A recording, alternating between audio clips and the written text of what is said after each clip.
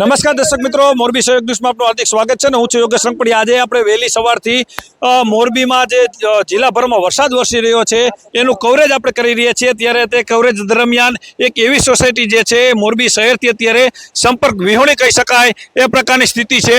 તમે જોઈ શકો છો કે આ જે સોસાયટી છે ઉમા રેસિડેન્સી 2 તેમાં અત્યારે આ સામે સોસાયટીની અંદર ઘણા બધા મકાનો આવેલા છે। કુલ આ 7 સોસાયટીને જોડતો રોડ છે, તેના ઉપર અત્યારે આ કોઝવેમાં પાણી જે છે એ ફરી વળ્યા છે। સામેના તમે જોઈ શકો છો કે સોસાયટીમાં ઘણી બધી મહિલાઓ છે એ પણ ઊભા છે, એમને મોરબી તરફ આવું છે, પરંતુ કઈ રીતે આવે એ સૌથી મોટો પ્રશ્ન બન્યો છે। જોઈ શકાય છે કે ખૂબ મોટો ધસમસતો પ્રવાહ આ અત્યારે અહીંથી વહી રહ્યો છે, સોસાયટીના ગેટ પાસેથી જ વહી રહ્યો છે। અને જે અત્યારે અહીંયા આજે વહેલી સવારથી વરસાદ છે તો આ અત્યારે કોઈ દર્દીઓને કે કોઈ વૃદ્ધને કે કોઈ બાળકોને કોઈ વસ્તુ લેવા માટે જવું હોય તો અત્યારે સંપર્ક થઈ શકે તેવી સ્થિતિમાં નથી, કેમ કે ધસમસતો પ્રવાહ આ સતત વહી રહ્યો છે। ત્યારે આપણી સાથે અન્ય એક વ્યક્તિ પણ જોડાયેલા છે।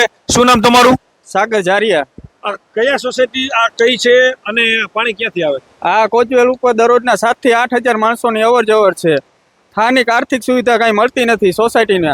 જ્યારે ત્યારે ઇલેક્શન હોય ત્યારે વોટિંગ માટે અહીં ઘણી બધી પાર્ટી આવે છે, પણ જ્યારે આવી આર્થિક સુવિધાની માંગ કરી છે ત્યારે કોઈ કાનમાં લેતું નથી। જેથી કરીને પાછળની 4-5 સોસાયટી છે, ઉમા છે, તુલસી છે, બાયપાસ પાસ છે, ખોજા શેરી છે, લાઈસનગર છે, વાડી વિસ્તાર ઘણી બધી પબ્લિક રહે છે અહીંયા હાલમાં, પણ ક્યારેય કોઈ કમ્પ્લેન્ટ સાંભળતું નથી। આર્થિક સુવિધા માટે ઝીરો છે। થોડોક ઘણો વરસાદ થાય તો આટલી બધી હાલાકી ભોગવવી પડે।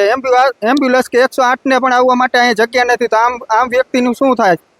શું કહેશો? આ બહુ અત્યારે 108 અમે હમણાં જ કઢાવી છે, અને સોસાયટી વાળાએ ભેગા થઈને ડિલિવરીનો કેસ હતો, હજી હોસ્પિટલે ગયા છે એ લોકો।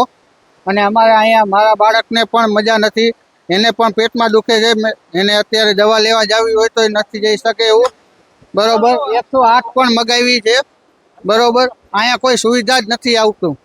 અત્યારે 108 જે એમ્બ્યુલન્સ અન્ય એક પડી છે, હું મને કહીશ કે બતાવે।